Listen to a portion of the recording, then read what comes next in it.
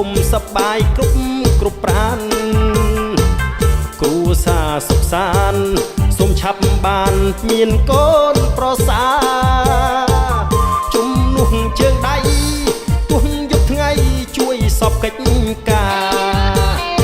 បាំងចំកូនប្រសាដូចខ្ញុំនេះណាឲ្យធ្វើអីក៏ព្រមហេណែចូលហេនចូលហេនចូលហេនចូលហេនចូលហេនចូលហេន